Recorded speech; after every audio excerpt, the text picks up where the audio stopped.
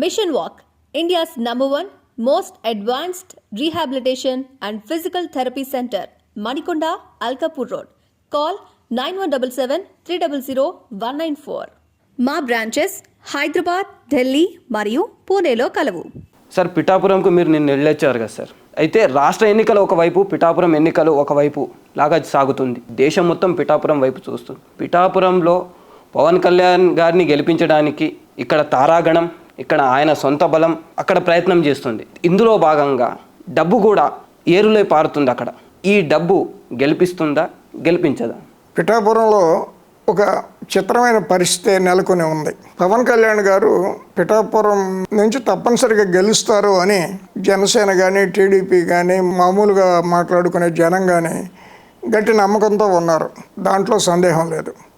కానీ డబ్బులు కూడా పంచాల్సిన పరిస్థితి పవన్ కళ్యాణ్ గారికి కూడా ఉంది అని నేను అనుకుంటున్నా. నేను అనుకోవటం కాదు, అక్కడ ఉన్న మిత్రులు ఏం చెప్పారంటే, పవన్ కళ్యాణే, డబ్బులే, ఎంత పెద్ద పవన్ కళ్యాణ్ అయినా డబ్బులు లేకుండా పిఠాపురంలో పని జరగదు అని నాకు చెప్పారు. పెద్దవాళ్ళు చెప్పారు, కొంచెం గట్టిగా ఉండేవాళ్ళు చెప్పారు, కొంచెం క్రెడిబిలిటీ ఉన్నవాళ్ళు కూడా చెప్పారు. ఎందుకంటే పవన్ కళ్యాణ్ ప్రత్యర్థులు 2 రోజులు అయింది, 3 రోజుల నుంచో ఓటర్కి 3000 ఒక చీరాకాడికి లేడీస్కి పంచుతున్నారు అని చెప్పుకుంటున్నారు. అది కూడా చాలా చిత్రంగా ఉంది.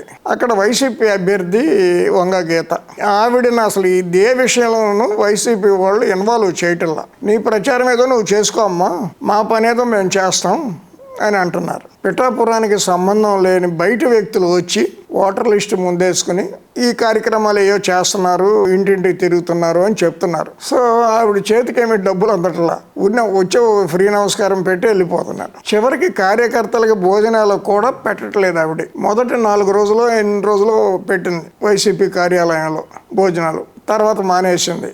ఇప్పుడు భోజనాలు జరుగుతున్నాయి కానీ ఎవరు తింటున్నారు అంటే పిఠాపురంలో వైసీపీకి కృషి చేసే కార్యకర్తలు కాదు, బయట నుంచి వచ్చి డబ్బులకనో దానికనో దీనికనో బిల్డప్లకనో వచ్చిన జనం ఉంటారు కదా పార్టీ తరఫున, వాళ్ళు హ్యాపీగా తినేసి వైసీపీ కార్యాలయంలో వాళ్ళ పనులు వాళ్ళు చేసుకుంటున్నారు. వంగా గీతకి 10 పైసలు అందుతున్నట్టుగా నాకు అనిపించలా. నేను మాట్లాడలేదు కానీ టైం లేక. సో జనసేన కూడా అంటే పవన్ కళ్యాణ్ తరఫున కూడా డబ్బులు పంచకపోతే ఇబ్బంది అవుద్దనే భావం మట్టుకు పిఠాపురంలో తిరిగే జనసేన ముఖ్యంలో ఉంది. 2 ఎగ్జాంపుల్స్ కూడా ఉన్నాయి. పాలకొల్లులో చిరంజీవి గారు పోటీ చేసినప్పుడు చివరి 2-3 రోజుల్లో డబ్బులు ఎక్స్పెక్ట్ చేశారు అక్కడ ఓటర్లు, ఈయన పంచల. అదే సమయంలో కాంగ్రెస్ తరఫున పోటీ చేసిన ఉషారాణికి జిఎంఆర్ గ్రూప్ వాళ్ళు మద్దతుగా నిలబడ్డారు. పోటీ చేసిన Usharani Vaishya community, so GMR group కూడా వైశ్య కమ్యూనిటీ.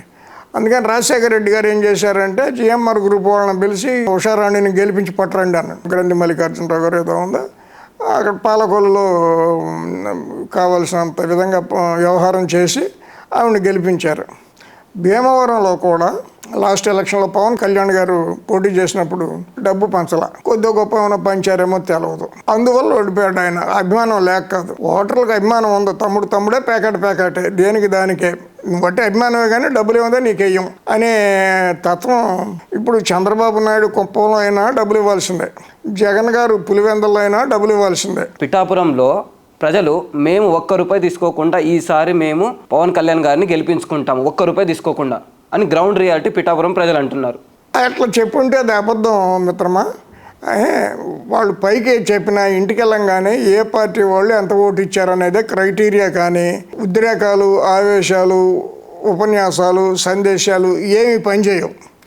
ఎన్నికల టైంలో డబ్బులు ఇచ్చిన వాడే మనగాడు, డబ్బులు ఇచ్చిన వాడే సూపర్ క్యాండిడేట్ తప్ప ఫ్రీ ఉపన్యాసం ఇస్తే ఇప్పటికైనా చిరంజీవి అయినా ఏ నియోజకవర్గం అయినా డబ్బులు పంచకుండా గెలవరు. మన ఆంధ్రప్రదేశ్ ఓటర్లు ఆరితేరిపోయారు. పిఠాపురంలో కాపులు అత్యధికం, పవన్ కళ్యాణ్ గారు కాపు, అందుకే ఆయన పిఠాపురం ఎంచుకున్నారు. గతంలో కూడా చిరంజీవి గారి పార్టీ పెట్టినప్పుడు కూడా పిఠాపురం వాళ్ళు చిరంజీవి గారి పార్టీకి చెందిన ఈ వంగ గీతనే గెలిపించారు. అప్పుడు ఈ ముద్రగడ పద్మనాభం గారు కాంగ్రెస్ తరఫున పోటీ చేశాడు. అందుకని కాపులంతా వంగ గీతనే కాపు అనుకున్నారు కానీ ముద్రగడ పద్మనాభాన్ని కాపు అనుకోవాలి, అర్థమైందా. కానీ ఇప్పుడు డబ్బు పక్కన అవతల పంచుతుంటే, అవతల కూడా మేము డబ్బులు పంచాం ఆనెస్ట్గా మీరు ఓట్లేయండి అంటే యువతల వాళ్ళు కూడా డబ్బులు పంచవలసలా. కానీ ఓ పక్కన డబ్బులు పంపకం జరుగుతుంటే రెండో పక్క నుంచి ఏమీ ఇవ్వకపోతే ఖచ్చితంగా నష్టం జరుగుద్ది పవన్ కళ్యాణ్ గారికి, అందులో సందేహం లేదు. ఒకటేంటంటే, నేను రూపాయి పంచుతుంటే నువ్వు ₹1 అయినా పంచాలి కదా అంటారు. నువ్వు అసలు ఏమీ పంచకుండా ఫ్రీ ఉపన్యాసం ఒకటి ఇస్తానంటే ఇనే ఓపిక జనానికి లేదు. అందువల్ల ఉచితంగా ఓటేస్తారనేది పొరపాటు మాట. వెయ్యరు. ఆంధ్రప్రదేశ్ ఓటర్లు 100కి 75, 80, 85, 90% వరకు ఉచితంగా ఓటు వేయరు. అది పవన్ కళ్యాణ్ అయినా వేయరు, చిరంజీవి గారు అయినా వేయరు, ఇంకా అమితాబ్ బచ్చన్ వచ్చి పిఠాపురంలో పోటీ చేసినా కూడా ఎంతో కొంత పంచాలి. ఎంత పంచుతారనే దాని మీదే ఆయన భవిష్యత్తు ఆధారపడి ఉందని నేను అనుకుంటున్నా. జగన్ గారు వంగగీత వైపు ఉన్నారు, చిరంజీవి గారు రీసెంట్గా పవన్ కళ్యాణ్ గారికి మద్దతు ఇవ్వడం జరిగింది. అంటే జగన్ మ్యాజిక్ వర్కౌట్ అవుతుందా లేదా చిరంజీవి గారి మ్యాజిక్ వర్కౌట్ అవుతుందా? ఇక్కడ తెలుగుదేశం పార్టీకి కమిటెడ్ క్యాడర్ ఉంది, అవును సార్, కమిటెడ్ లీడర్షిప్ ఉంది. Varma is a very big leader in Pithapuram. Cadre మొత్తం అతని కంట్రోల్లో ఉంది. అతను సిన్సియర్గానే పనిచేస్తున్నాడు. రోజు 2000 మందికి అతను భోజనాలు అక్కడ ఆర్గనైజ్ చేస్తున్నాడు, తెలుగుదేశం ఆఫీసులోనూ ఎక్కడక్కడ. అయితే తెలుగుదేశం కనుక టికెట్ వచ్చినట్టయితే పిఠాపురంలో fight could have been different. కానీ ఇప్పుడు జనసేనకు వచ్చింది. జనసేనకి అభిమానులు ఉన్నారు కానీ కార్యకర్తలు ఎవరు లేరు. స్టేట్ వైడ్గా కూడా చాలా తక్కువ మంది ఉంటారు. ఆర్గనైజ్డ్ వర్కర్స్ అనేవాళ్ళు జనసేనకి సహజంగా ఉండరు. సినిమా బేస్డ్ పర్సనాలిటీతో కూడిన పార్టీ కాబట్టి. తెలుగుదేశం అనేటప్పటికి వాళ్ళని గత 30-40 ఏళ్ళగా రాచి రంపాన పెట్టి చంద్రబాబు నాయుడు వాళ్ళని వజ్రాల్లాగా తయారు చేశాడు గ్రామీణ స్థాయి నుంచి. సో వాళ్ళు మొత్తం పార్టీ అంతా పోయినా కూడా కార్యకర్తలు అట్లా మిగిలి ఉండే విధంగా వాళ్ళు ట్రైనప్ అయ్యారు.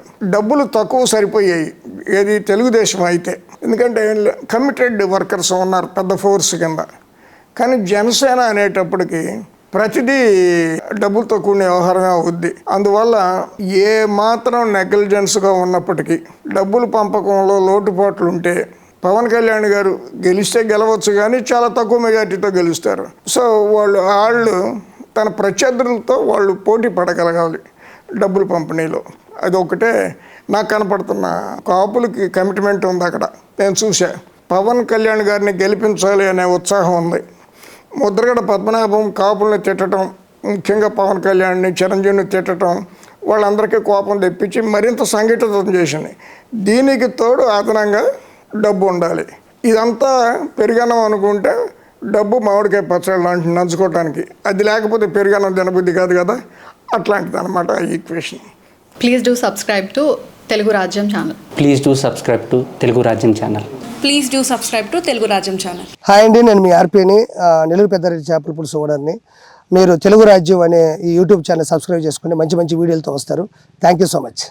Hi people, I'm Sonakshi Verma and you please watch Telugu Rajyam and please subscribe to the channel.